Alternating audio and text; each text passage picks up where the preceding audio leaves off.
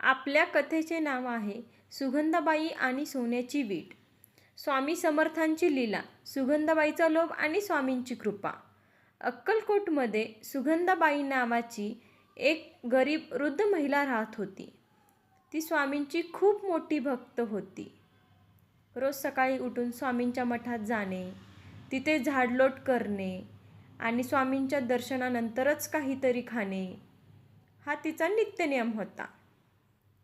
ती मनाने खूप साधी होती, पण गरिबीमुळे तिच्या मनात काहीतरी वाटायचे की जर माझ्याकडे थोडे पैसे असते तर मी स्वामींची अजून सेवा केली असती.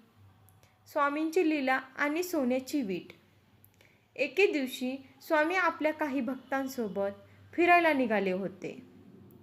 सुगंधाबाईसुद्धा त्यांचे मागे मागे चालली होती. स्वामींना तिच्या मनातील सुप्त इच्छा समजली.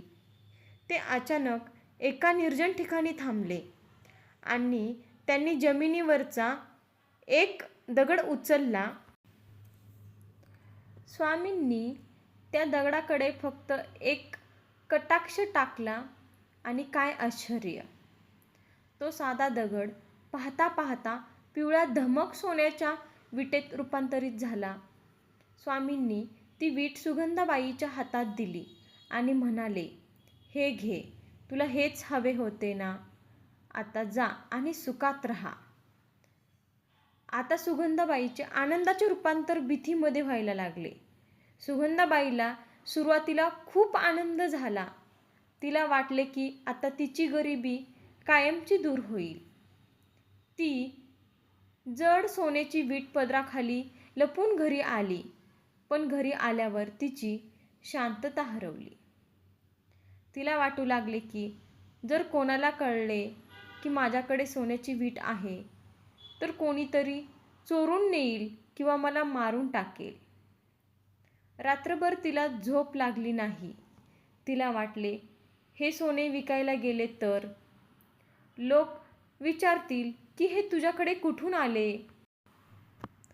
तिला त्या सोन्याच्या मोहापेक्षा आता भीतीच जास्त वाटू लागली. तिला जाणवले की जोपर्यंत ही वीट नव्हती तोपर्यंत मी किती सुखाने स्वामींच्या नामात दंग होते. मोहाचा त्याग आणि खरा खजिना. दुसऱ्या दिवशी सकाळी सुगंधाबाई ती सोन्याची वीट घेऊन पुन्हा स्वामींकडे धावत गेली. तिने ती वीट स्वामींच्या चरणावर ठेवली आणि रडू लागली. स्वामी हसून म्हणाले, "काय झाले? नको आहे का हे सोनं? तुला तर श्रीमंत व्हायचे होते ना?" सुगंधाबाई हात जोडून म्हणाली, "महाराज, मला क्षमा करा. या सोन्याने माझी झोप उडवली. मला हे दगडधोंडे नकोत. मला फक्त तुमचे पाय हवेत. मला तुमची भक्ती द्या. हे वैभव माझ्या काही कामाचे नाही." स्वामींचे अनमोल शब्द. स्वामींनी ती वीट उचलली आणि पुन्हा जमिनीवर फेकली. जमिनीला स्पर्श होताच त्या सोन्याचे रूपांतर पुन्हा साध्या दगडात झाले. स्वामी तिला म्हणाले, "अरे, हे जग म्हणजे केवळ एक माया आहे. आज जे सोनं आहे उद्या ती माती आहे. शाश्वत काय असेल तर ती केवळ भक्ती आणि नामस्मरण."